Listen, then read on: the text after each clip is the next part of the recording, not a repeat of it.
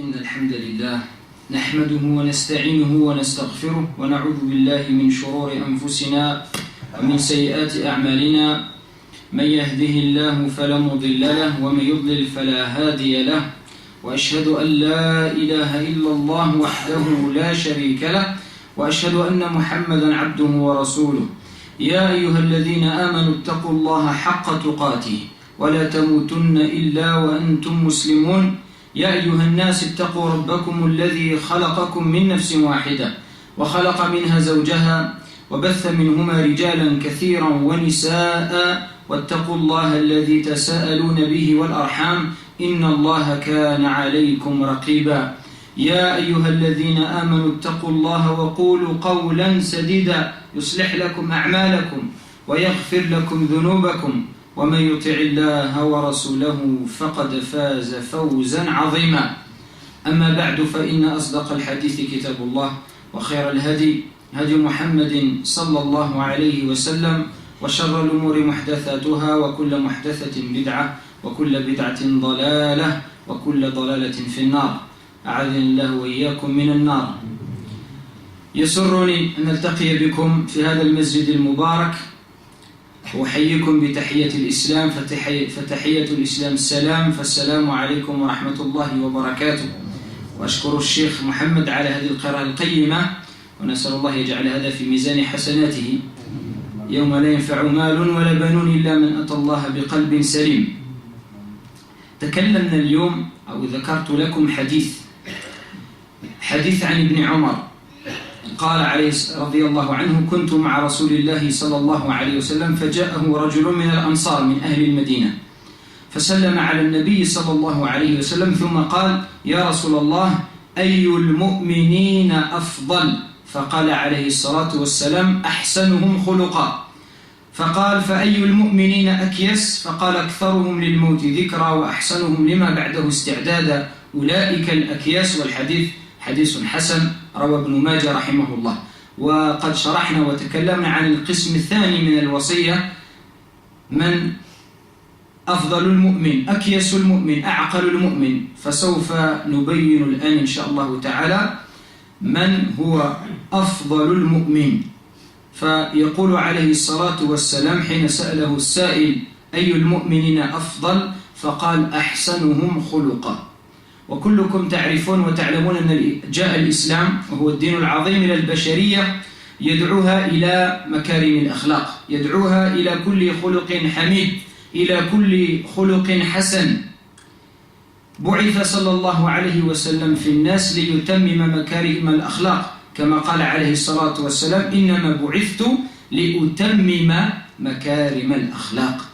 وضرب لنا عليه الصلاة والسلام مثلا أعلى في حسن الخلق، ويكفي شهادة الله فيه. يقول الله عز وجل: وإنك لعلى خلق عظيم، وإنك لعلى خلق عظيم. عباد الله، رغب صلى الله عليه وسلم في حسن الخلق. ولماذا يأمر الإسلام بحسن الخلق ويدعو إليه ويرغب فيه؟ الجواب: أولا، بين صلى الله عليه وسلم لأمته أن حسن الخلق يجعلك من أكمل المؤمنين إيمانا. يقول صلى الله عليه وسلم: أكمل المؤمنين إيمانا أحسنهم خلقا. ثانيا، يقول صلى الله عليه وسلم مرغبا أمته في حسن الخلق أنه يثقل الميزان يوم القيامة. يقول عليه الصلاة والسلام: ما من شيء أثقل في الميزان من حسن الخلق.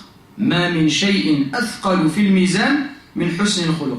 فهذا اليوم لا يخفى عليكم أن الإنسان لا يستفيد من أمواله، من أولاده، لا يستفيد من السيارات، من البيوت، من العمارات، من المناصب، من التجارات، ولكن الإنسان ينتفع بأعماله الصالحة.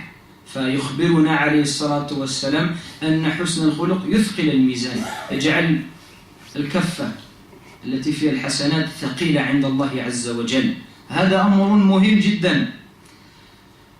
Je traduis régulièrement en français pour que ceux qui ne comprennent pas l'arabe ne soient pas perdus. Aujourd'hui, on a commenté un hadith. En réalité, on a commenté uniquement la deuxième partie. C'était un hadith plus long Et j'ai choisi que d'expliquer la seconde partie.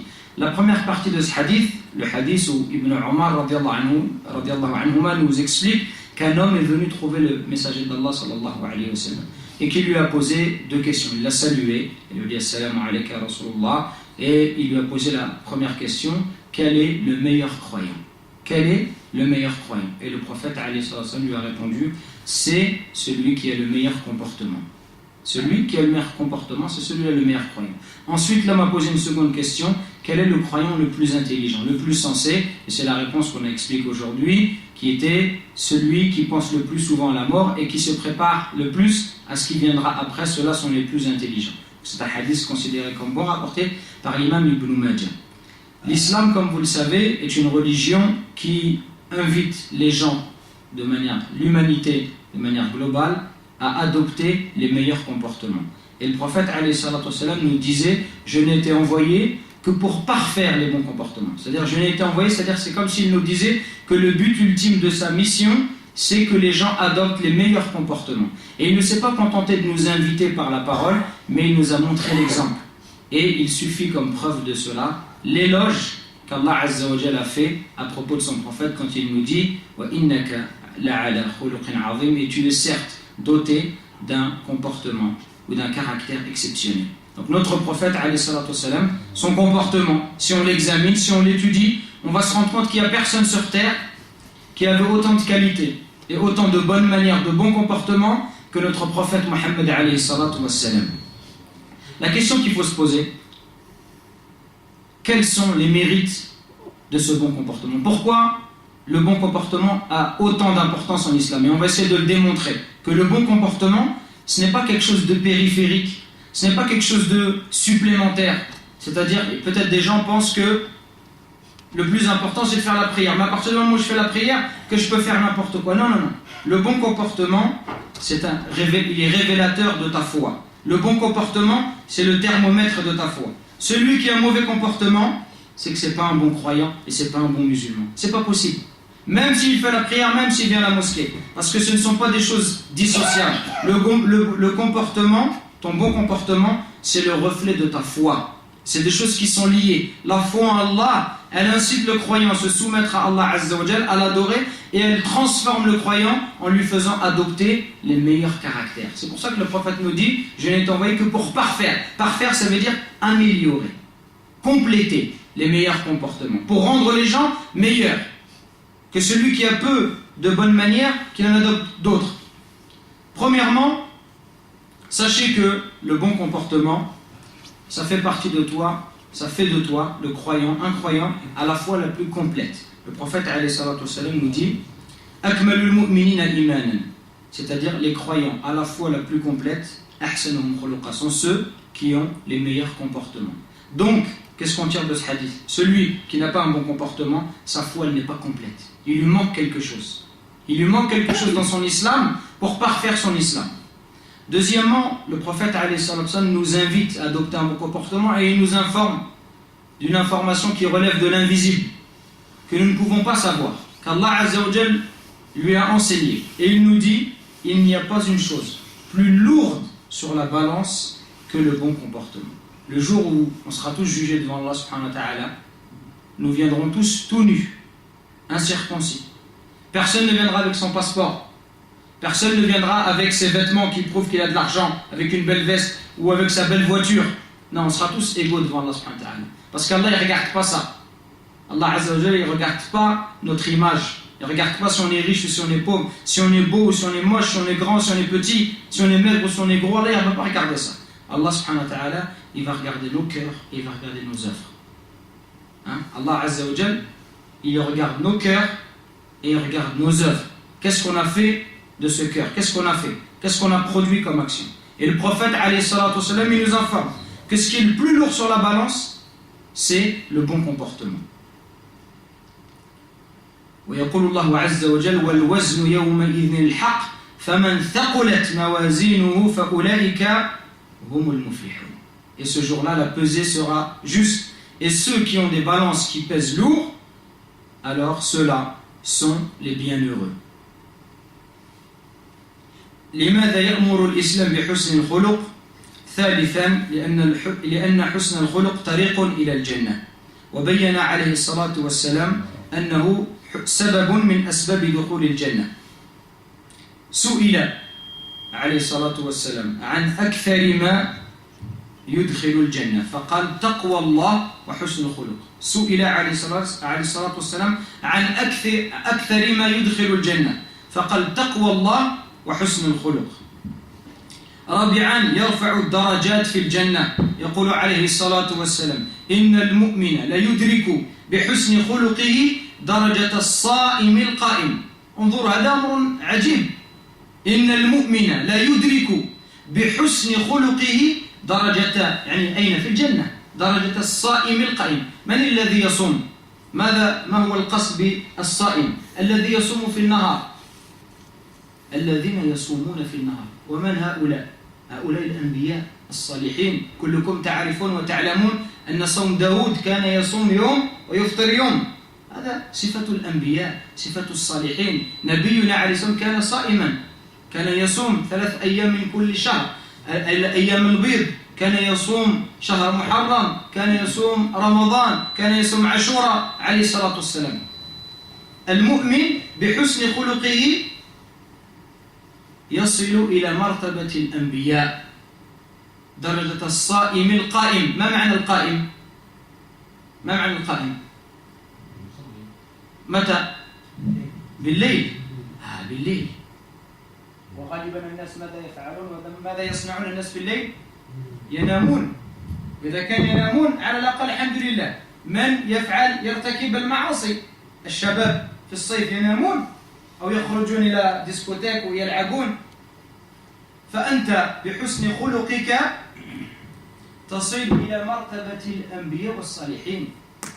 وكانوا قليلا من الليل ما يهجعون، يقول الله عز وجل. وكان نبينا يصلي حتى تتفطر قدميه، حتى قالت له عائشة لماذا تصنع ذلك؟ فقال أفلا أكون عبدا شكورا. أفلا أكون عبدا شكورا. النبي عليه الصلاة والسلام كان يقوم من الليل. يا أيها المدثر قم فأنذر، يا أيها المزمل قم الليل إلا قليلا نصفه أو انقص منه قليلا. نصف الليل على الأقل كان يصلي عليه الصلاة والسلام.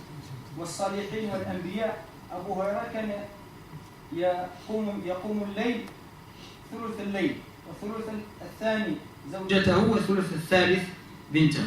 انظروا الصالحين كانوا يقسمون الليل على 3، وكل واحد من العائلة لا يريد، كانوا يريدون أن تكون دائما عبادة في البيت، أن يكون دائما شخص يعبد الله في البيت.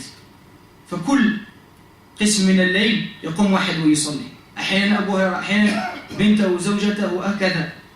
والعلماء كلهم، الإمام مالك رحمه الله، الإمام الشافعي، كلهم يصلون الليل، يكتبون، يؤلفون الكتب ويصلون وينامون فترة قصيرة من الليل.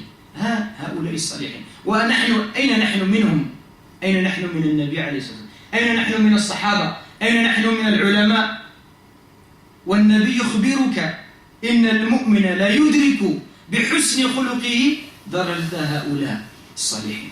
لماذا؟ بكثرة الصلاة؟ بكثرة الصدقات؟ لا، بحسن الخلق.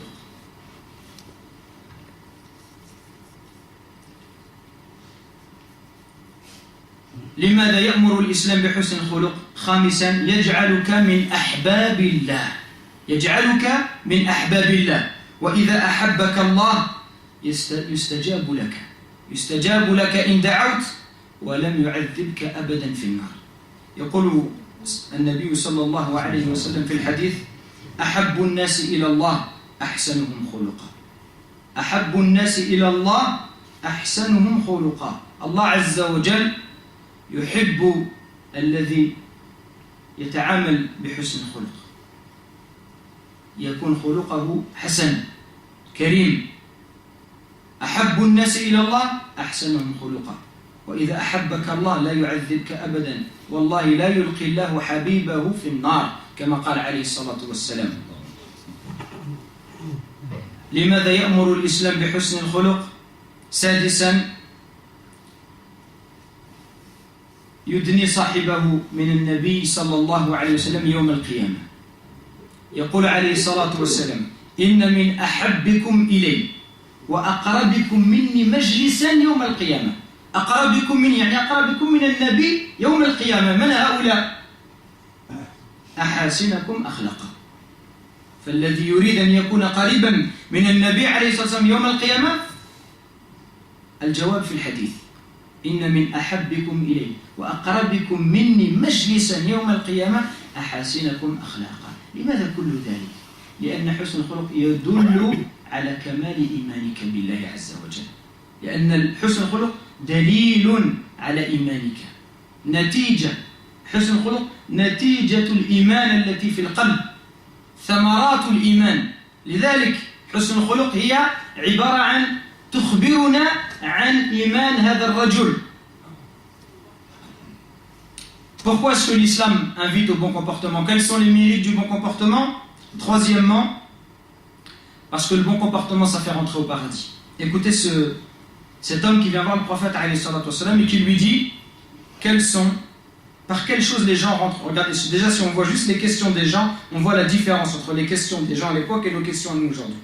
Nous, les questions aujourd'hui, à chaque fois, c'est est-ce que le khal c'est halal, c'est haram, est-ce que le vinaigre c'est bien, c'est pas bien. C'est toujours ces mêmes questions. Regardez les questions de ces gens-là. Un homme, il va voir le prophète, qu'est-ce qu'il lui dit? Qu'est-ce qui fait rentrer le plus de gens au paradis? Regardez la question, subhanallah. La question, elle est d'une grande intelligence. Les gens, ils posaient des questions, pourquoi? Parce qu'ils voulaient faire des bonnes œuvres. C'est pas des questions pour chercher la petite bête, pour piéger parfois l'imam, ou là pour opposer un tel il m'a dit ça, l'autre il m'a dit ça, ou là parce que quelqu'un il veut entendre ce qui lui fait plaisir. Non, c'est pas ce genre de questions. C'est des questions de quelqu'un qui veut entendre une réponse et qui veut la mettre en application. Pourquoi? Parce qu'ils veulent le paradis et ils veulent pas aller en enfer. Donc cet homme, il lui dit, regardez l'intelligence de cette personne, il lui dit, qu'est-ce qui fait rentrer le plus de gens au paradis? Pourquoi à votre avis? Pour que lui-même il applique la réponse. Et qu'est-ce que le prophète lui dit? Il lui dit, qu'est-ce qui fait rentrer le plus de gens au paradis? Il y a deux choses. Taqwa Allah, la crainte d'Allah Azza wa Jal, la crainte révérentielle, et le bon comportement. C'est les deux choses qui feront rentrer le plus de gens au paradis.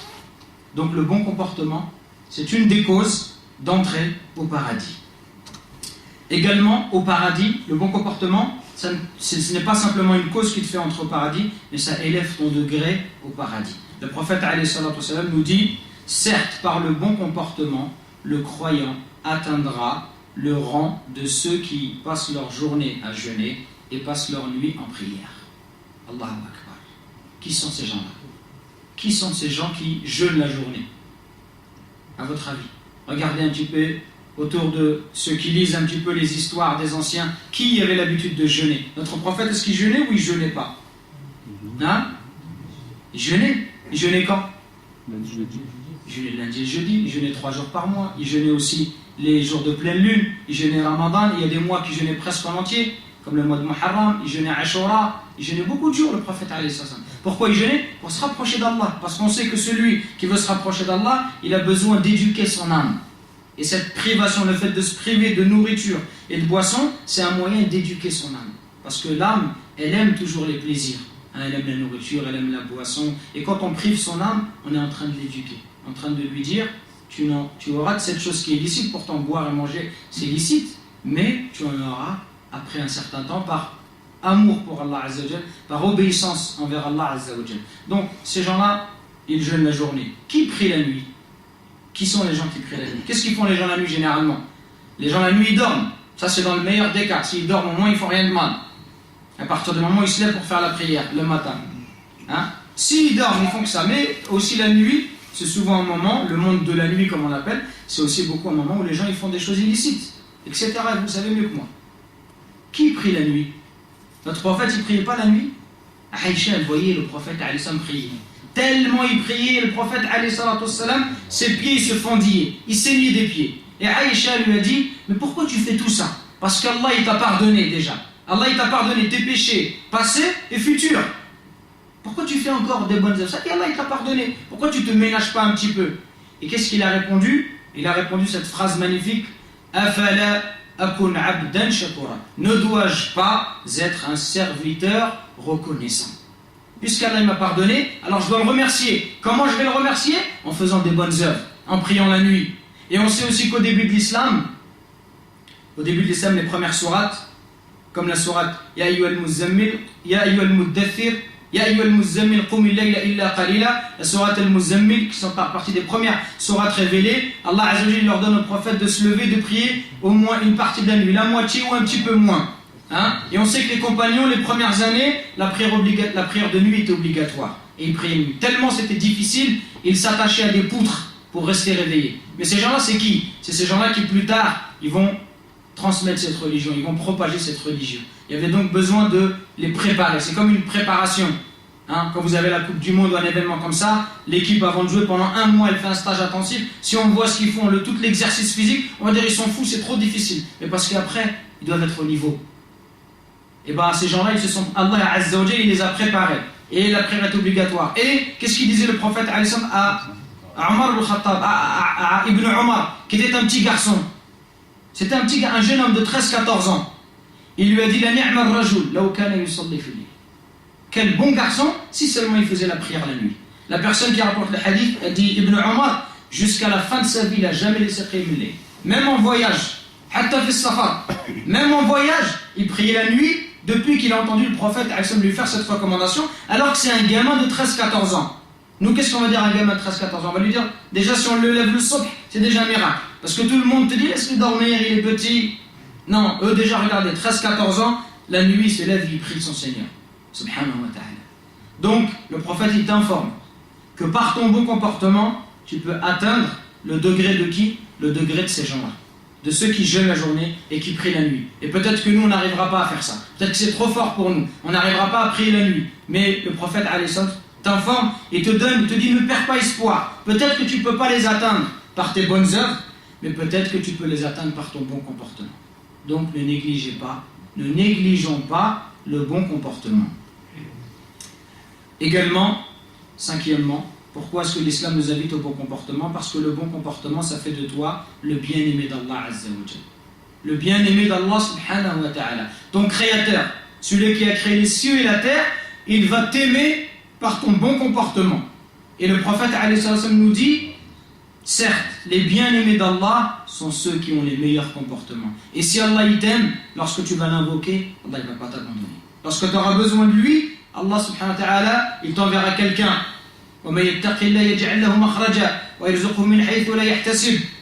Celui qui craint Allah, Allah lui donnera une issue favorable et lui donne de l'aide d'où il ne s'y attend pas. Tu es dans une difficulté, tu ne sais pas comment te débrouiller. Si tu raisonnes, tu te dis mais comment je vais être soulagé, comment on va m'aider? Mais Allah subhanahu wa ta'ala, il te voit et il sait que tu es une personne pieuse. Allah il t'envoie quelqu'un qui va t'aider, qui va te soulager, qui va te sortir d'une épreuve difficile.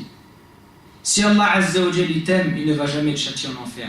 Le prophète alayhi salam nous dit, et je jure par Allah qu'Allah ne châtie jamais son bien-aimé en enfer.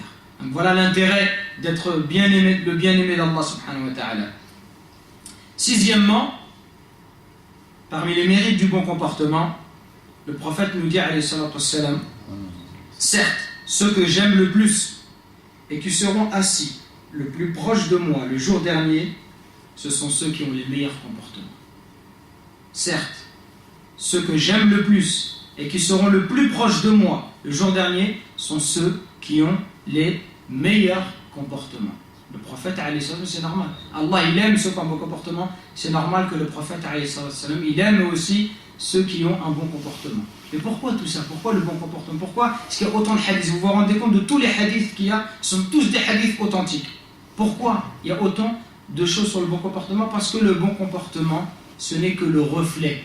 Le bon comportement, c'est le reflet de ta foi. Celui qui prétend avoir la foi, mais qui se comporte mal, c'est pas vrai, il n'a pas une bonne foi, il n'est pas proche d'Allah. Celui qui est proche d'Allah Azza wa Jalla, qui est proche du prophète alayhi salam, qui a vraiment la foi dans son cœur, cette foi, elle va se traduire par son bon comportement. Et ce bon comportement-là, quand on regarde la vie des anciens, du prophète alayhi salam, des sahaba, on voit ce bon comportement, il est partout. Et on va le détailler, on va expliquer ce que c'est le bon comportement. Ce bon comportement, il est partout. Donc le bon comportement, ce n'est que le fruit de ta foi. Un fruit qui est visible, qui se voit. La foi, elle est interne, elle est dans le cœur, et elle rejaillit sur les membres. Elle se traduit par les paroles, par les actes. Et ce bon comportement, c'est une des traductions de la foi qui est dans ton cœur. أختم هذا لماذا يأمر الإسلام بحسن الخلق به سابعا حسن الخلق يحول العدو إلى صديق حميم متى من يخبرنا بذلك؟ ما هو الدليل على هذا القول؟ لماذا قلت حسن الخلق يحول العدو إلى صديق حميم؟ من يذكر لنا آية من القرآن الكريم؟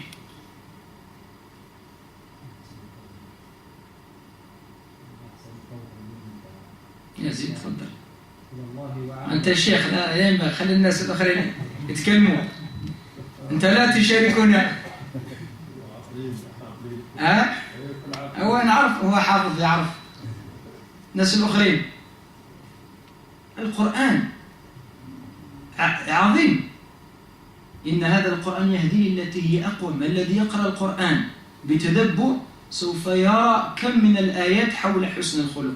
القرآن يعلمنا الأدب، يعلمنا الأدب، كيف نتعامل مع الناس، مع جميع الناس، مع المسلمين، مع الكفار، حتى مع الحيوانات. ولا تستوي الحسنة ولا السيئة، ادفع بالتي هي أحسن. هذا هو حسن الخلق، ادفع بالتي هي أحسن، فإذا الذي بينك وبينه عداوة كأنه ولي حميم، وما يلقاها إلا الذين صبروا وما يلقاها إلا ذو حظ عظيم. الله أكبر. انظروا فضل هذا حسن، هذا الخلق الحسن الطيب الكريم. Dernière chose, et on pourra encore en citer beaucoup, mais on se contente de ça. Pourquoi le comportement a tant de valeur en islam? Allah il nous cite carrément un verset qui nous montre les miracles que le bon comportement il peut faire. Allah Azza wa Jalla nous dit le bien et le mal ne sont pas pareils. Repousse le mal par le bien, c'est-à-dire quelqu'un qui te fait du mal, toi tu lui fais du bien. Et tu verras ton ennemi acharné se transformer en ami chaleureux. Regardez le mérite du bon comportement. Le bon comportement, il transforme ton ennemi. Quelqu'un il t'aime pas, il te déteste, et il va se transformer en ami chaleureux. Pourquoi? Comment il va se transformer? Tu lui as fait de la sorcellerie? Tu lui as fait du sihr? Non.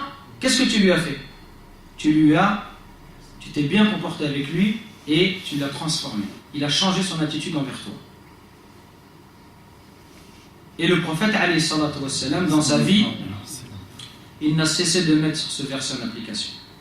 كم من أحاديث يأتي واحد رجل يريد أن يقتل النبي عليه الصلاة والسلام ويخرج مسلما. هذا أمر عجيب. كيف إنسان يريد أن يقتل شخص آخر وهو يخرج من بيته بهذه النية في قلبه ويرجع مسلما؟ هذا عجيب. C'est quand même étonnant que quelqu'un il sorte de chez lui avec la ferme intention de tuer le prophète alayhi salatu wassalam, et il repart, quand il rentre chez lui, il s'est converti à l'islam. Comment c'est possible? Quelqu'un il vient il est déterminé, il sort de chez lui, prêt à en découdre, il vient, le prophète, combien on a de hadiths où des hommes, ils viennent, ils tirent le prophète alayhi sallam par le cou, par son vêtement, au point où ça lui fait des marques, et le prophète dit à Omar, laisse-le, et le prophète parle avec lui, et la personne elle revient, et elle se convertit à l'islam. Tellement elle a vu quoi? Tellement elle a vu la noblesse de caractère du prophète alayhi sallam. Elle a été subjuguée, émerveillée par un homme qui a autant d'amour, autant de générosité. Certains se convertissaient parce que le prophète, il leur donnait beaucoup. Et quand ils retournaient dans leur tribu, il disait convertissez-vous à l'islam, car le prophète alayhi sallam donne comme quelqu'un qui n'a pas peur de la pauvreté. Il leur donnait des bêtes, il leur donnait etc. jusqu'à ce que la personne voit tellement de générosité, elle se convertisse à l'islam. Et ainsi de suite, et les versets et les hadiths dans ce sens-là sont nombreux. Donc regardez tout ça, tous ces mérites du bon comportement. Maintenant, moi je vous pose une question. الآن أسألكم سؤال. تكلمنا عن حسن الخلق، ولكن ما معنى حسن الخلق؟ إن ربما أفهم حسن الخلق بفهم معين وأنتم بفهم آخر. ما هو تعريف حسن الخلق؟ من يفسر لنا؟ يشرح لنا ما معنى حسن الخلق؟ Qui nous explique maintenant, parce que depuis tout à l'heure on parle du bon comportement, mais c'est quoi le bon comportement? Parce que peut-être qu'on ne parle pas forcément de la même chose. Peut-être que j'entends par le bon comportement certaines choses, et peut-être que vous en entendez, vous voyez, vous définissez le bon comportement par autre chose. Alors qui nous définit? Qui nous explique ce qu'est le bon comportement? نعم معاملة مع الناس. كيف المعاملة؟ نعم. Le frère nous dit c'est le fait de bien se comporter avec les gens. D'accord? C'est vrai, il a raison.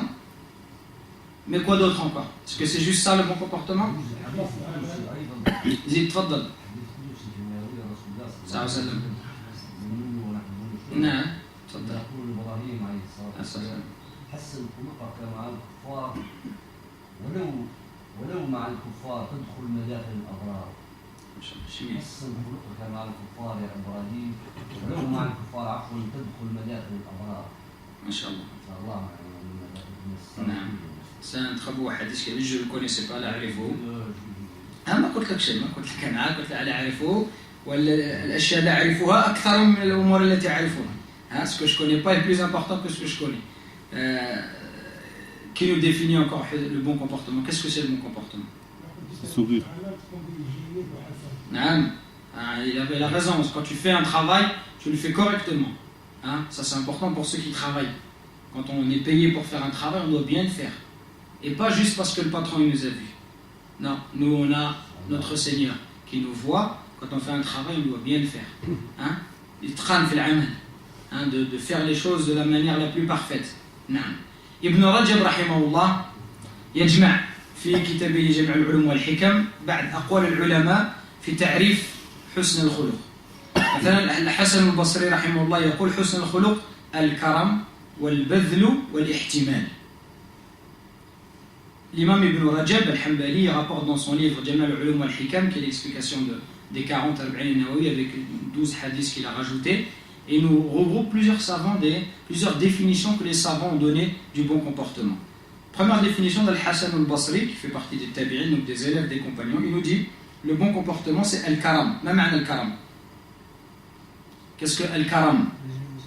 Al-karam c'est la générosité. La générosité. Wal-badhlu wal-ihtimal. Wal-badhlu, c'est quoi le badhl? Al-badhl, c'est le fait de faire quelque chose de bien. Badhl al-ma'rouf, c'est de faire quelque chose de bien. Donc là, il nous dit c'est la générosité, de faire le bien, et al-ihtimal, de supporter. Supporter quoi?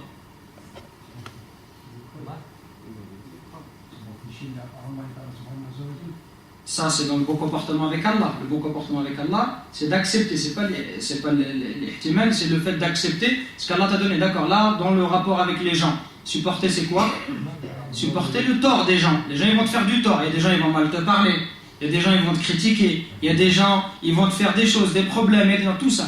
Comment je vais me comporter avec eux? Est-ce que je vais les frapper, je vais les tuer, Non, je vais supporter. Je vais patienter sur le tort des gens. Ça, c'est une définition.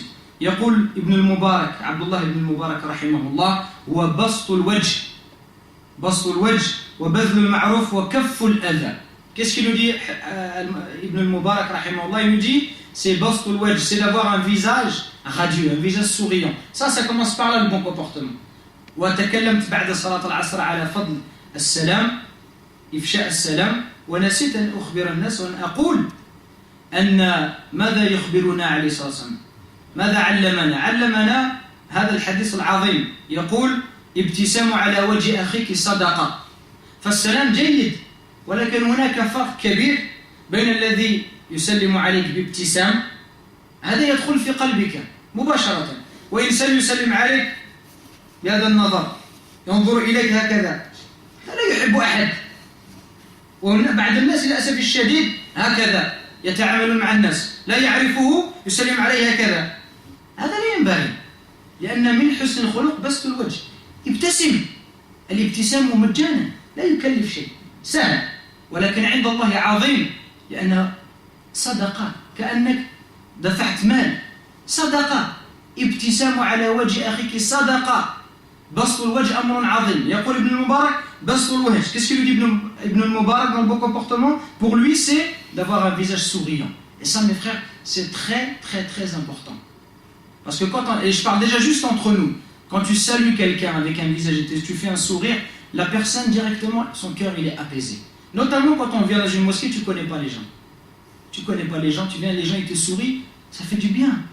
Un sourire, ça réchauffe le cœur. C'est vrai, c'est pas vrai. Tu viens dans une mosquée, tu connais pas les gens, ils te sourient, tu es content. Mais quand tu rentres et tout le monde fait la tête, des fois, il y a des gens, ils viennent pas à la mosquée à cause de ça. Ou ils viennent à la mosquée et te disent moi je ne veux pas venir à la mosquée, tout le monde me regarde bizarrement. Subhanallah. Pourquoi on repousse les gens alors qu'avec un simple sourire qui est gratuit, qui ne coûte pas d'argent, on pourrait gagner le cœur des gens. Ça, c'est هذا بيننا المسلمين. وما بالك بالكافر. Que dire d'un non-musulman? S'il te voit peut-être avec ta barbe, etc., imagine si tu souris. Tu vas l'attirer, il va te dire, ah, c'est quoi cette religion qui fait que ces adeptes, ils sont souriants, plutôt que quelqu'un qui rentre qui fait tout le temps la tête. Vous direz, ah, j'ai vu la même tête sur BFM TV, j'ai peur. Hein? Il faut sourire. Wallahi, mes frères, le sourire, Wallahi, ça, c'est la meilleure da'wa, ça commence par le sourire. Wallah, par le sourire, t'attires les gens à l'islam, sans même parler. وأنت لا تتحدث ولا تقول كلمة فقط بالابتسام الناس يحبوك. Les gens ils vont dire lui, il est souriant. Donc ça c'est quelque chose qui est important. Et le prophète il était souriant, alayhi salatu wassalam. Il souriait. Donc Ibn al-Mubarak qu'est-ce qu'il nous dit? Bastul wajh, badl al-ma'ruf, faire le bien, et kafful adha, ne pas causer du tort. Ibn al-Qayyim rahimahullah جمع هذا كل شيء وأعطانا تعريف جيد فقال رحمه الله حسن الخلق هو بذل المعروف قولا وفعلا وكف الأذى قولا وفعلا. Il nous a donné une définition de Qayyim qui regroupe tout ça. Il nous a dit quoi? Le bon comportement, c'est deux choses. C'est déjà de faire du bien et de ne pas faire du mal. Faire du bien par la parole, par la bouche et par le comportement. Tout bien que tu vas faire par le bon comportement, par ton attitude, par ta bouche, par tes paroles et par tes actes, tout ça c'est du bon comportement. Donc ça rentre tout ce qu'on peut imaginer. Bien travailler au travail, c'est voilà, par tes membres. J'ai un travail à faire manuel, je l'ai bien fait. Ça c'est du bon comportement. Faire le bien par la parole ou par les actes, et ne pas causer du tort par la bouche et par les actes. Ne pas causer du tort par la bouche. مثال من يعطيني مثال كف الأذى من يعطيني مثال بأذى كيف أستطيع أن أذي الناس بلساني اشتموهم كلام قبيح النميمة الغيبة تسمية الإنسان بغير اسمه هكذا. Comment est-ce que je peux causer du tort aux gens par ma langue? Le fait de les rabaisser, toujours de rabaisser les gens. Hein? Et parfois on le fait, on ne s'en rend pas compte. Parfois les jeunes, on va parler des anciens, هذوك الناس الكبار ما كيعرفوش كاع والو هذاك كيف هذا كبير كيف أنت تجمع الناس وقاموا بكذا وكذا كيف تجمعهم أنت؟ ويوم القيامة تسأل عن كل واحد. كيف الإنسان يستطيع أن يتحدث هكذا؟ Comment quelqu'un par exemple il peut dire tous les vieux ils se comprennent rien. Comme parfois ça nous arrive les jeunes de parler.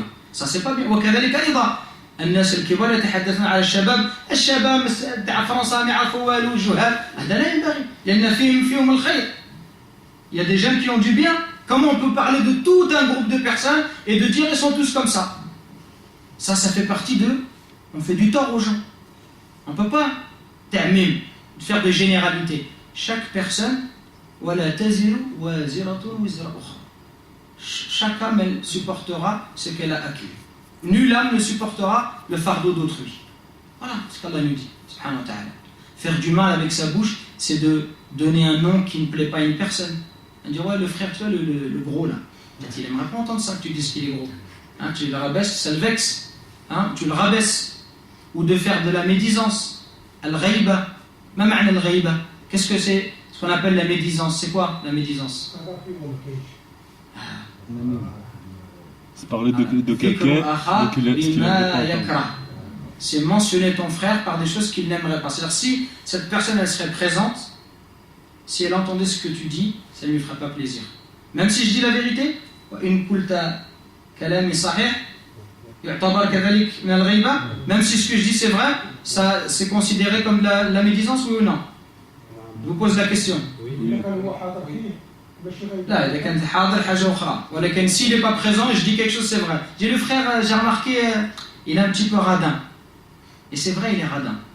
Mais il faut voir, pourquoi est-ce que je mentionne ce défaut-là? Dans l'islam, on ne mentionne pas le défaut des gens, sauf s'il y a un intérêt.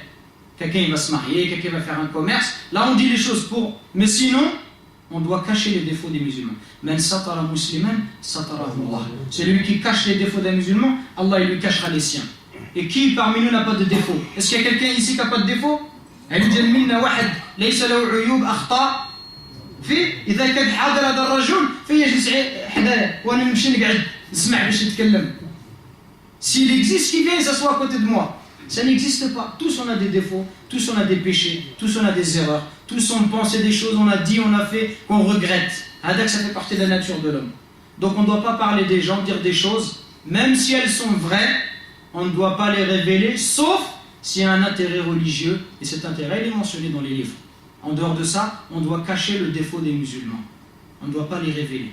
Et si je dis sur lui ce qui n'est pas vrai, alors là c'est encore pire. هذا تسمى بهتان إن قلت على أخي ما ليس فيه هذا بهتان وهذا أعظم. Ça c'est encore pire, c'est de la calomnie. D'accord? وما معنى النميمة? Toujours on entend ces mots-là, النميمة. Qu'est-ce que ça veut dire النميمة? Je ne le traduis pas en français parce qu'en français la traduction c'est déjà une explication. Alors on entend souvent ça. Namima, il ne faut pas faire de namima. C'est quoi la namima?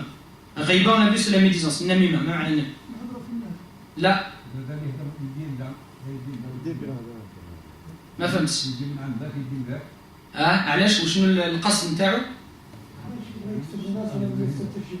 لا النميمة اللي عنده قصد معين، اللي عنده النميمة هو نقل الكلام ولكن عنده نية. شنو النية نتاعو؟ على نقل الكلام على وجه الإفساد، ويحب يفسد بين الناس. مشي عند الحاج عمار يقول له سمعت اش قال فلان عليك كذا كذا، ومشي عنده سمعت اش قال، باش يكون بينهم حرب عافية عداوة وانا نفرح. هذاك حرام. النميمة ce qui est en français le colportage. C'est quoi? Je vais voir un tel et je lui dis un tel il a dit quelque chose sur toi, mais avec l'envie qui se dispute. Donc c'est rapporter les paroles d'une personne vers une autre avec l'envie, la mauvaise intention que ces gens-là ils se disputent et que ça fasse des problèmes. Tout ça, c'est l'adha. Ça fait partie du tort qu'on peut causer aux gens. Et bien le bon comportement, c'est de ne pas causer du tort avec sa bouche et ne pas causer du tort avec ses membres. Tout ça, c'est le bon comportement. والسؤال الذي يفرض نفسه علينا الآن كيف يصل أحدنا إلى هذه الدرجة من الخلق الحسن؟ هذا هو أمر مهم. لهذا نحن جينا حتى نتعلم. Ce qui compte, c'est qu'on apprenne. Donc la question qu'on doit tous se poser, c'est quoi faire, que faire pour avoir un bon comportement. Qu'est-ce que je dois faire pour avoir un bon comportement? تفضل إذا كان بالقرآن تفضل. المسلم أسلم اللسان وقلبه. نعم هذا ليس بالقرآن. هذا حديث ولكن كلام صحيح. C'est vrai ce qu'il dit. أحسن الله إليك. كيف يصل أحدنا إلى هذه الدرجة من الخلق الحسن؟ أولا على المؤمن عليه أن يلتجئ إلى الله عز وجل ويطلب من الله ليلا ونهارا في سجوده وفي صلاته وفي دعائه، يطلب من الله أن يعطيه حسن الخلق. تقول عائشة رضي الله عنها كان صلى الله عليه وسلم يكثر من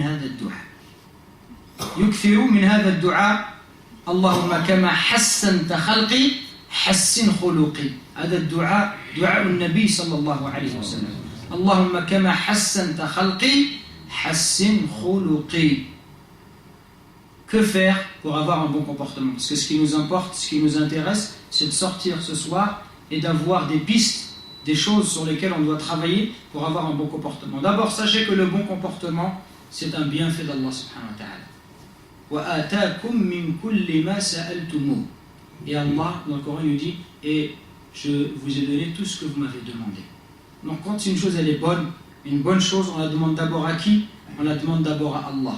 Et celui qui a un bon comportement naturellement, c'est-à-dire qui voit naturellement qu'il a son âme, elle est enclin naturellement à avoir des bonnes manières, à bien réagir, à ne pas causer du tort, à retenir sa langue, celui qui est comme ça, qu'il remercie Allah subhanahu wa ta'ala. Parce qu'Allah il l'a créé comme ça.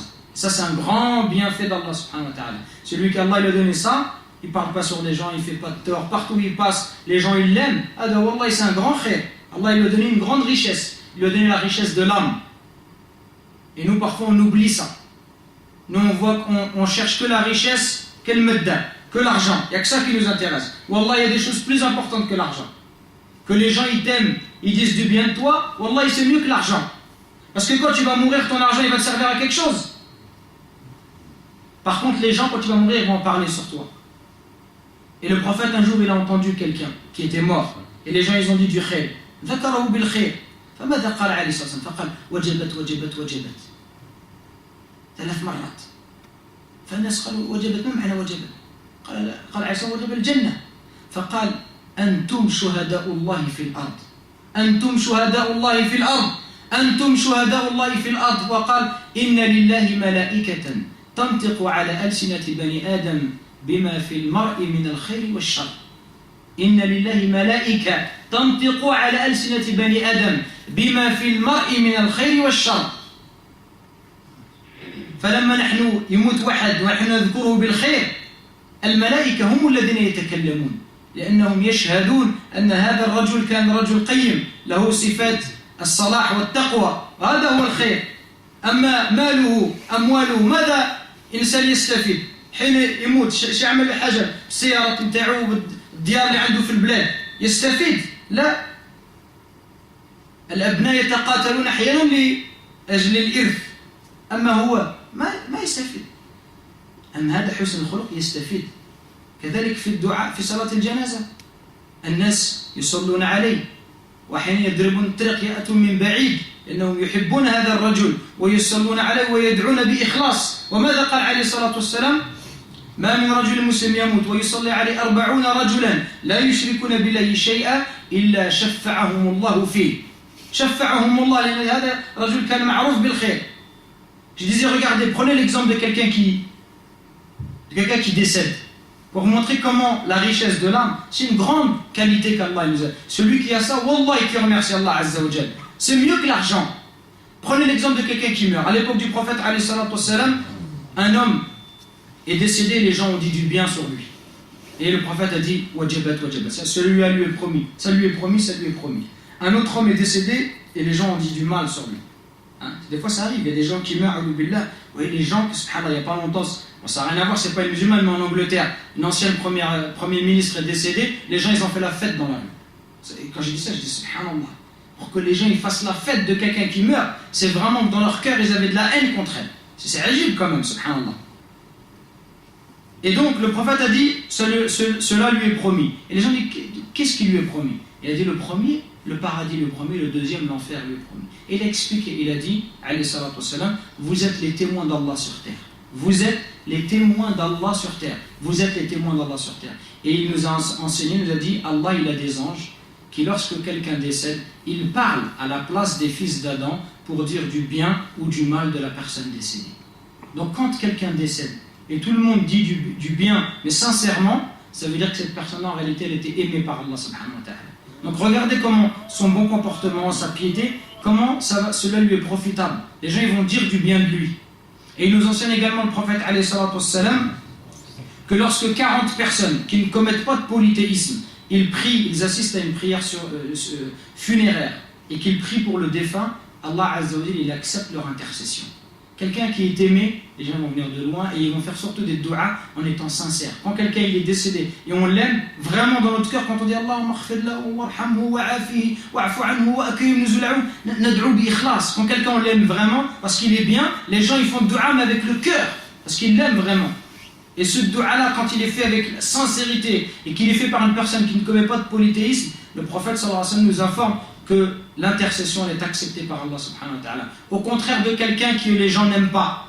Ils vont peut-être dire ces formules-là, mais ils vont les dire voilà, par habitude, sans réelle conviction, parce qu'ils ne l'apprécient pas forcément. Donc le fait d'avoir ce bon comportement, wallah, c'est un grand cadeau d'Allah. Et la première chose à faire, à chaque fois que tu veux quelque chose dans ta vie, c'est toujours de la demander en premier à Allah Azza wa Jalla. Et le prophète, c'est ce qu'il faisait. Aïcha nous dit que le prophète faisait souvent cette invocation, Allahumma kama hassanta khalqi, oh Allah, comme tu as embelli ma création, hassin khuluqi, embellis mon comportement, mon caractère.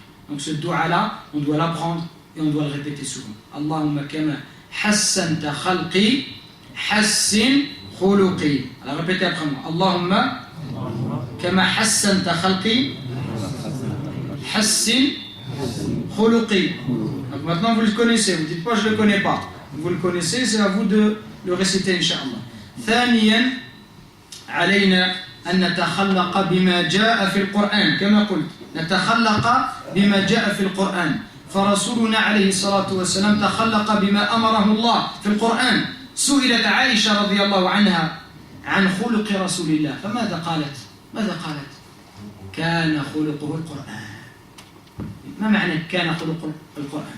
أمر الله في القرآن كان النبي عليه الصلاة والسلام يعمل به عليه الصلاة والسلام. الأمر سهل كان خلقه القرآن. Deuxièmement, nous devons appliquer le coranique et nous comporter comme le Coran nous l'indique. Et Aïcha, lorsqu'on lui a posé la question justement, mais comment il était le comportement, le caractère du prophète, qu'est-ce qu'elle a dit? Elle a dit, son comportement c'était le Coran. Ça veut dire quoi? Ça veut dire que le prophète, son comportement, il était tiré du Coran. Tout ce que le Coran lui demandait de faire, il le faisait. Tout ce que le Coran lui demandait de délaisser, le prophète le délaissait. Et celui qui veut un bon comportement, qu'il lise le Coran. الآن من يعطيني آيات حول الأدب وحول الخلق في القرآن الكريم؟ آيات كثيرة. القرآن مليئة بالآيات حول الخلق. Alors donnons des exemples. Dans le Coran, il y a plein d'exemples du bon comportement. Alors donnons des exemples. إن هذا القرآن يهدي للتي هي أقوم. Ça c'est pour nous montrer. Le Coran guide vers la voie la plus droite. Ça veut dire celui qui suit le Coran, il a tout ce qu'il faut pour se mettre sur le droit chemin et pour avoir le comportement qui sied à ce droit chemin. Parce que tout est indiqué. Entraidez-vous par la patience et la prière. D'accord. Ça c'est général. Il y a des choses plus précises. C'est le comportement aussi, le fait de consulter les gens, consulte-les à propos de tes affaires.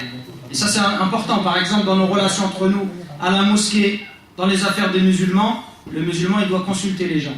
Il doit consulter les gens, demander leur avis, etc. Et les gens ils doivent aussi être prêts à donner leur avis, à participer. Consulte-les. Le prophète il demandait conseil aux gens. Par exemple, avant certaines batailles, il demandait aux gens, la bataille de Uhud, il a questionné les gens. Qu'est-ce que vous voulez? Vous voulez combattre dans Médine? Vous voulez sortir de Médine? Et il demandait conseil aux gens. Et parfois, il faisait ce que les gens lui conseillaient. Le prophète pour Uhud, il voulait rester à l'intérieur de Médine. Il ne voulait pas sortir. Mais les sahaba disent non, c'est mieux, on sort de Médine. Et ils sont sortis à Médine. Parce que Uhud, c'est une montagne à l'extérieur de Médine. Donc le consulter, ok. Il y a des versets encore plus précis que ça. C'est Luqman. Oui, ça c'est de très belles recommandations du père vers son fils sur la façon de se comporter. Par exemple, notamment de ne pas avoir une démarche hautaine. Luqman, quand il parle à son fils, il lui enseigne beaucoup de choses. Il lui enseigne d'abord le monothéisme, d'adorer Allah seul. Et ça, c'est le bon comportement envers qui? Envers Allah subhanahu wa ta'ala. Pour l'instant, on n'a pas parlé trop de cet aspect-là. On a parlé du bon comportement entre les gens. Et bien sûr, le bon comportement, c'est avant tout vers Allah. Il lui a montré la gravité du politisme. Inna shirka la dhulmun azim.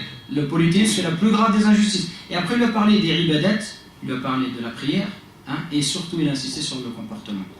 Il y a 7 sur les 10 recommandations, 7 qui sont relatives au bon comportement. N'est pas une démarche hautaine. Ne marche pas dans la rue comme les jeunes. Marche comme ça, je ne sais pas si vous avez la même maladie que chez nous à Paris. Là. Ceux ils marchent, ils se déboîtent les poings, on dirait, ils marchent comme ça. Ils te regardent comme ça, avec la casquette de travers. Ça, c'est quoi cette attitude-là? Cette fierté, cet orgueil, ça, c'est pas l'attitude. Même si tu es orgueilleux comme ça, tu vas atteindre la montagne qui est derrière. Tu vas réussir à l'atteindre. Là, tu es petit, toi, tu ne fais même pas 1m70. Tu n'es rien. Donc, il y a beaucoup de recommandations. Encore, d'autres versets.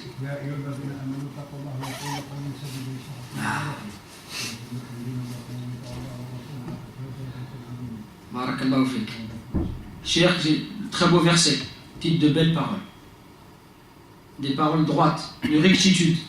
وَقُولُوا لِلنَّاسِ حُسْنًا وَقُولُوا لِلنَّاسِ النَّاسِ في القرآن يجمع المسلمون والكفار. وَقُولُوا لِلنَّاسِ حُسْنًا كلام الطيب. Allah, qu'est-ce qu'il nous dit en parlant de tous les gens? Et dites aux gens de belles paroles. Voilà comment Allah nous demande de parler.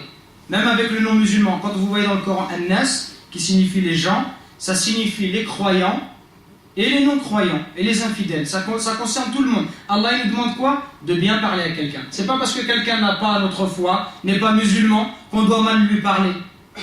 On leur doit le respect. D'autant plus que nous vivons dans un pays qui n'est pas un pays musulman, on a le devoir de vivre en bonne harmonie, dans le respect les uns des autres, le respect mutuel. Et Allah nous dit même quand on va parler aux gens du livre, وَلَا تُجَادِلُوا أَهْلَ الْكِتَابِ إِلَّا بِالَّتِي هِيَ أَحْسَنُ. Et ne discute avec les gens du livre que de la meilleure des façons. Allah nous demande de parler avec eux avec respect. Et le prophète, quand il est arrivé à Médine, qu'est-ce qu'il a fait? Il a fait une constitution. Une constitution où il a dit Les gens de Médine ne forment qu'une seule communauté. Aux musulmans leur religion, aux juifs leur religion. Regardez, c'est quelque chose de fort dans l'histoire. Vous retrouvez dans le livre d'histoire. Le prophète, il a fait une constitution. Chacun, la liberté religieuse. Les juifs, vous avez le droit de pratiquer votre religion. Les musulmans ont le droit de pratiquer leur religion. Et le respect mutuel. Donc le prophète, il nous a enseigné cela. Ça ne doit pas être perdu.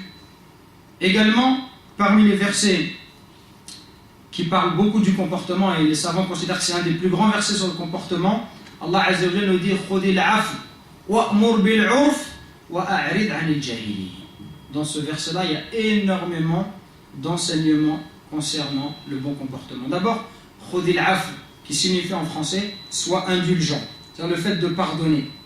Soit indulgent, patiente. Et le prophète, combien de fois il a patienté? Les gens ne disaient pas de lui « Sahar, kadhab, majnoun ». Il ne disait pas ça sur lui. Le prophète, est-ce qu'il a déjà pris quelqu'un? Tiens, il m'a dit kadhab, je lui tranche la tête. Non, le prophète, il a patienté. Les gens, ils l'ont critiqué, ils l'ont insulté. Ils ont dit que c'était un fou, un poète, un magicien. Alors qu'avant l'islam, il était appelé comment? As-Sadiq al-Amin, le digne de confiance. Et que même après l'islam, même après l'avènement de l'islam, les gens qui l'insultaient et qui disaient que c'était un menteur, où est-ce qu'ils laissaient leurs objets de valeur? Ils les laissaient chez le prophète. À l'époque, il n'y avait pas de banque. Il n'y avait pas de banque pour nous prendre notre argent. Hein?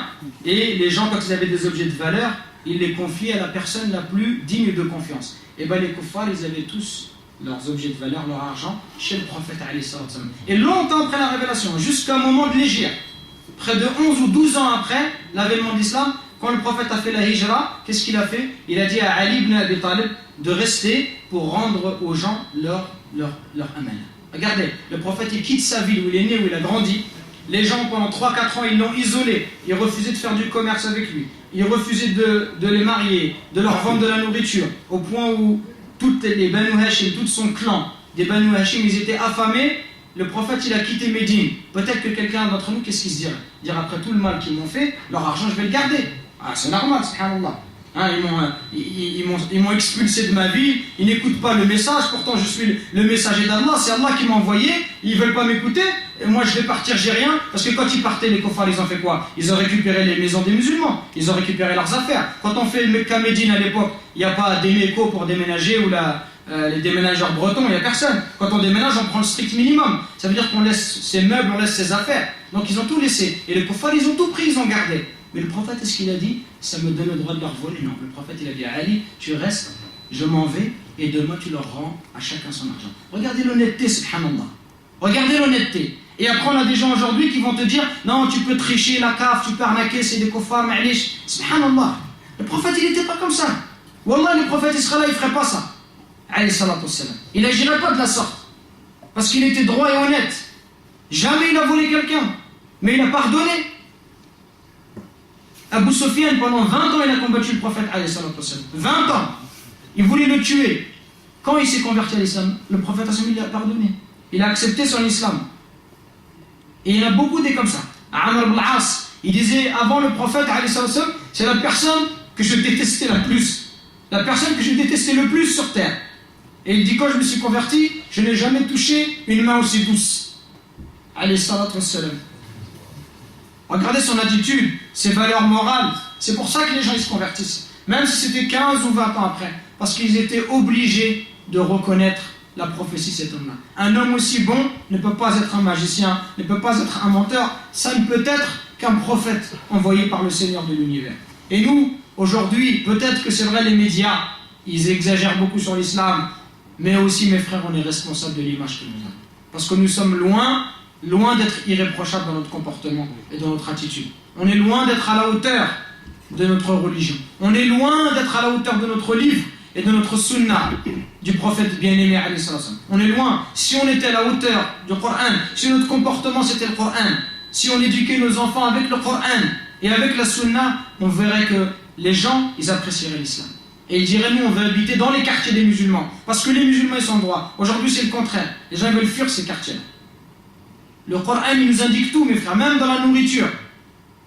Même dans la façon de se nourrir, le Coran, il nous donne des indications.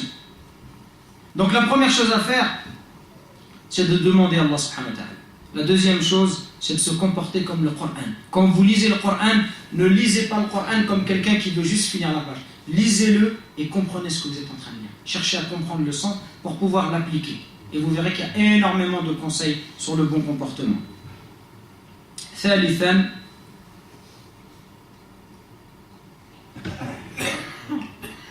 علينا c'est peut-être l'heure de l'adhan 5 minutes c'est ça علينا أن نتأسى برسول الله صلى الله عليه وسلم فقد ضرب مثلا أعلى في حسن الخلق والله عز وجل أمرنا أن نتأسى به فقال الله عز وجل لقد كان لكم في رسول الله أسوة حسنة. Troisièmement, c'est d'imiter le prophète alayhi salatu wassalam, qui lui-même tirait son comportement du Coran, l'imiter dans sa vie, dans ses relations avec les non-musulmans.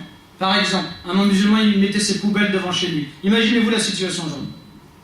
قدام الباب تاعكم كل يوم واحد يجي خلي الزباله قدامكم كل يوم ماشي ما نتكلموش على نبي انتم واش غادي دير qu'est-ce qu'on va faire? Imaginez-vous la scène, un haineux, quelqu'un qui n'aime pas l'islam, tous les jours il vient, il met ses poubelles devant chez lui. Comment on réagirait? Même moi je me posais, comment je réagirais? Peut-être que je dirais, je suis dans mon droit, je vais l'attraper. Hein? C'est la guerre. Hein? Et peut-être si on est âgé, on va envoyer nos enfants. Ils sont grands, ils disent vas-y attrape-le, regarde. Le prophète il a fait ça, alayhi salam. Et après on dit sunna, sunna, ada ou sunna, ada ou sunna. Qu'est-ce qu'il a fait le prophète alayhi salam? Il disait jamais rien. Pire que ça. Le prophète, quand cet individu il a arrêté de faire ça, le prophète il a dit si il ne fait pas ça, c'est qu'il doit avoir un problème. Et il est parti le visiter et il s'est rendu compte que cet homme-là il était malade. Vous vous rendez compte, subhanallah, ce que ça veut dire ça? Quelqu'un tous les jours il met les poubelles devant chez toi. Quand il n'est pas là, tu prends de ses nouvelles. Allahu Akbar. Qui fait ça aujourd'hui? Qui est aussi bon que le prophète alayhi salatu wassalam? Qui a aussi autant d'amour dans son cœur pour réagir de la sorte? Qui réagirait comme ça aujourd'hui? Wallah, ici on avait cette attitude-là, ne serait-ce qu'un dixième. Wallah, les gens courraient dans les mosquées pour se convertir à l'islam. Mais heureusement, alhamdulillah encore, malgré tout, les gens, combien se convertissent à l'islam? Parce qu'ils voient la grandeur et la beauté de cette religion. Mais rendez-vous compte d'un cœur aussi pur. Quel cœur aussi pur il faut avoir pour se comporter de la sorte, de rendre le mal par le bien. Comment c'est dur? Au quotidien, wallah, c'est dur. Celui qui cherche à éduquer son âme, au quotidien, wallah, c'est dur. Parce que des fois, des gens, ils te regardent mal, t'as rien fait. Ils ne te connaissent pas, mais ils te regardent mal, etc. Ou des sœurs, combien elles doivent supporter le regard des gens, parfois parce qu'elles ont le hijab. C'est difficile à supporter. Et combien est grande la récompense de celui qui, face à cette haine, parfois qu'il rencontre, il rend du bien. Et qui a cette force morale, cette force de caractère pour arriver à changer son ennemi. Son ennemi, il va l'apprécier plus tard. Pourquoi? Pas par la force, mais par son attitude noble. Ça, c'est pas donné à n'importe qui, mes frères. Wallah, il ne s'est pas donné à n'importe qui. Et on doit tous essayer de se corriger comme ça, pour rendre le mal par le bien, hein, pour montrer une bonne image. On a ce devoir-là. Peut-être que la télé, elle fait son travail, mais nous aussi, on a un travail à faire. Et notre travail à nous, il est plus efficace que la télé. Parce que la télé, les gens, c'est la télé. Mais la réalité, c'est autre chose. Et s'ils voient 1, 2, 3, 4, un musulman au travail, l'autre son voisin, l'autre au foot, l'autre, etc., dans telle association, à l'école, si ils voient les mêmes valeurs, ils vont dire c'est pas possible. C'est cette religion qui les rend comme ça. Et c'est comme ça qu'on doit être. رابعا ونكتفي بهذا القدر إن شاء الله علينا بمصاحبة الصالحين وبمجالسة الأخيار المرء على دين خليله يقول عليه الصلاة والسلام الرجل على دين خليله فلينظر أحدكم من يخالي. Quatrièmement, pour avoir un bon comportement, il faut bien choisir ses fréquentations. Il faut bien choisir ses copains, ses camarades, ses amis, ses collègues. Parce que le prophète alayhi salam nous dit l'homme il suit la religion de son meilleur ami. Que chacun d'entre vous prenne donc garde à qui il prend comme ami. Donc celui qui veut avoir un bon comportement, il doit choisir des personnes qui sont meilleures que lui. Si tu as parmi tes amis quelqu'un qui fait toujours la prière à l'heure, quand c'est l'heure de la prière, il va te dire c'est l'heure de la prière, viens on prie. Si ton meilleur ami ne fait pas la prière, tu vas rester avec lui. Si tu regardes un match de foot, tu vas lui dire je dois faire la prière. Il va te dire comment ça la prière? Là c'est Real Barça. Finis le match, tu feras la prière après. Et après tu dis là la prolongation. Après la prolongation c'est qu'une demi-heure. Et tu rebutes, c'est juste 5, etc. Et la prière elle va passer. Ça, c'est pas un bon ami. Un bon ami, c'est celui qui va dire ça, c'est juste du dunya. On prie notre Seigneur et après on regarde si tu veux. Mais d'abord on prie Allah Azza wa Jal. Ça, c'est les vrais camarades. Et nous aussi, avec nos enfants, on doit faire attention avec qui nos enfants ils traînent. Parce que dans les quartiers, malheureusement, les enfants, les jeunes, ils ont du khayr. Mais il suffit d'un enfant qui est mauvais et il va pervertir tous les enfants du quartier. Et c'est ce qu'on voit des fois. Des fois, on voit la drogue quand elle rentre dans nos quartiers. Il y a un jeune qui est mauvais, il ramène ça et tout le monde suit. Mais les jeunes, ils ont du khayr. Ils demandent qu'à sortir de cela. Donc on doit, nous aussi, faire attention et connaître les amis, les camarades de nos enfants. Quand ils sortent jouer avec un tel, il faut le ramener à la maison. Ramène ton ami, je vais le voir, je vais lui parler. Voir à quoi il ressemble. S'il ressemble à rien, lui dire, laisse, ça c'est pas un bon camarade. Choisis quelqu'un qui, ça vous fait rire, il ressemble à rien. Hein? Choisis quelqu'un qui est bien, qui est droit, qui parle poliment, qui respecte ses parents. Voilà, comme ça, nos enfants aussi, ils suivent le droit chemin. نكتفي بهذا إن شاء الله ونسأل الله عز وجل أن يجعلنا من الذين يستمعون القول فيتبعون أحسنه. اللهم اغفر لنا ذنوبنا وكفر عنا سيئاتنا وتوفنا مع الأبرار. سبحان ربك رب العزة عما يصفون وسلام على المرسلين والحمد لله رب العالمين وجزاكم الله خير على حسن استماعكم. بارك الله فيكم.